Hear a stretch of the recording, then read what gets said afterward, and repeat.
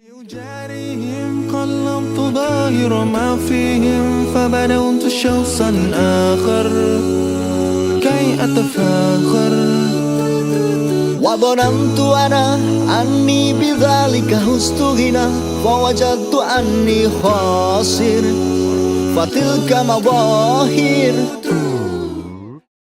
Nah, Bunda, sebagian dari anak-anak kita, mereka itu karena ya usia remaja, jadi masih meletup-letup, ya, masih meletup-letup. Kadang-kadang bisa diberitahu, kadang-kadang tidak bisa diberitahu.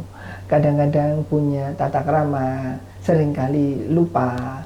Walaupun sudah diajarkan oleh orang tuanya, kadang-kadang walaupun sudah diajarkan di keluarga, Bunda Ina, itu mereka suka bohong, ya, bahkan suka mencuri.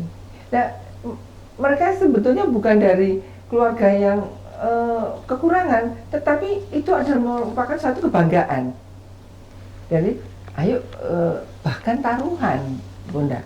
Ayo, siapa yang bisa membohongi Bunda siapa atau Bapak siapa gitu, siapa yang bisa ngebully ini, ngebully si seseorang, terus dan itu dijadikan ajang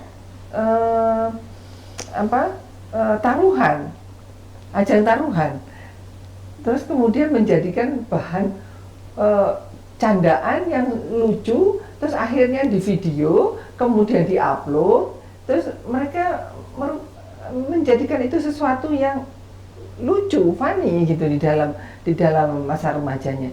Itu kan akhirnya menjadikan mereka itu dikatakan berakhlak itu juga tidak bisa dikatakan berakhlak kalau itu kan sesuatu yang menyakiti, kemudian mendolimi gitu ya, Bunda.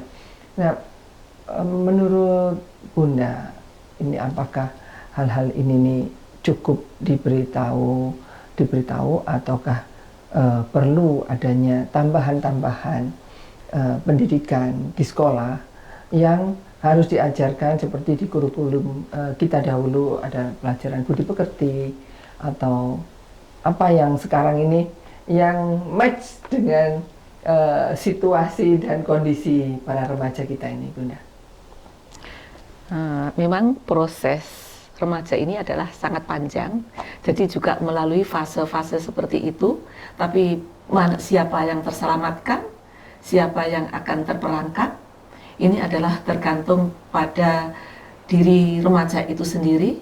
Walaupun toh di rumah sudah diberikan contoh kedua orang tuanya dengan baik, dibekali agama dengan baik, mungkin kemudian di sekolah begitu juga. Sebetulnya di sekolah itu juga ada beberapa pelajaran yang mendukung anak itu agar menjadi pribadi yang lebih baik, mempunyai akhlakul karimah yang baik.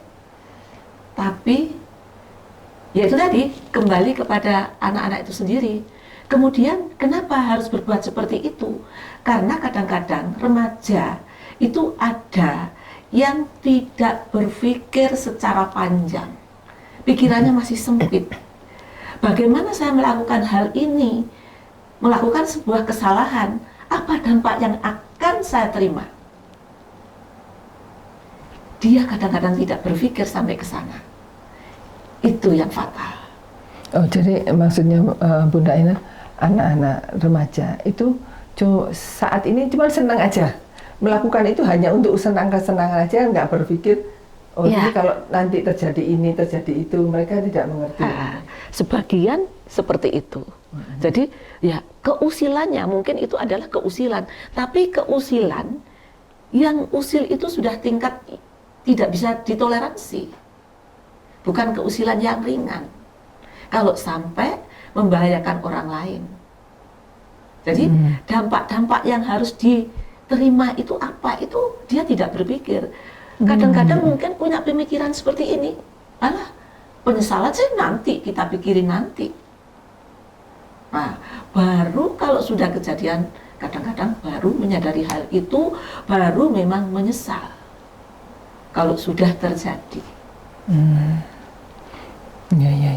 Anak-anak gimana? lingkungan pergaulanmu bagaimana? Ya itu ada sih ya Bunda, di lingkungan saya itu ada teman saya yang membantu teman saya satunya itu berbuat jahat kepada teman yang lain gitu. Oh. Dia itu membantu yang jahat itu demi mengenalkan dirinya gitu Bunda. Tapi dia tidak memikirkan belakangnya, tidak memikirkan orang tuanya akan gimana buat orang tua ini gitu Bunda. Oh. Itu ada. Sampai sekarang masih ada, masih banyak. ada, banyak. Terus kalau kamu mengetahui hal itu, terus yang ada di dalam keputusanmu, di dalam hatimu itu apa? Membantu dia atau dari diam aja, gitu ya? Daripada masuk ke persoalannya mereka nanti tambah runyam, itu apa yang kamu lakukan? Selagi kita bisa membantu ya Bunda, yang benar kita bela.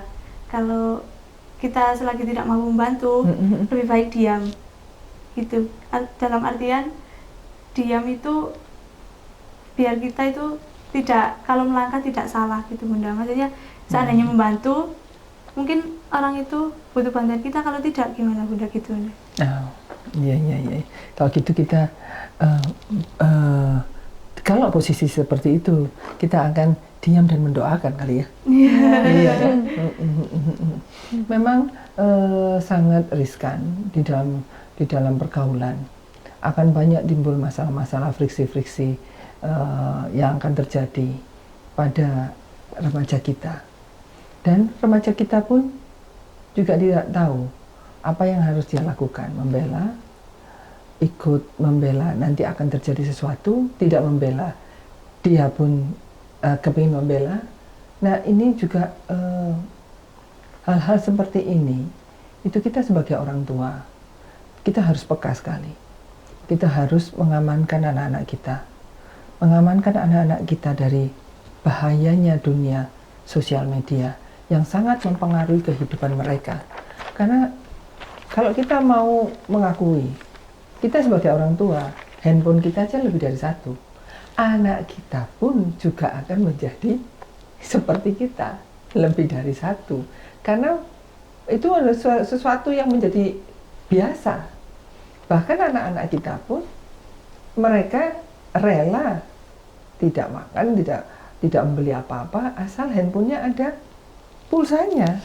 Ya. Jadi puasanya ini lillahi, puasanya ini lillahi pulsa, bukan lillahi ta'ala. Begitu. Iya. Nah ini harus kita cermati lagi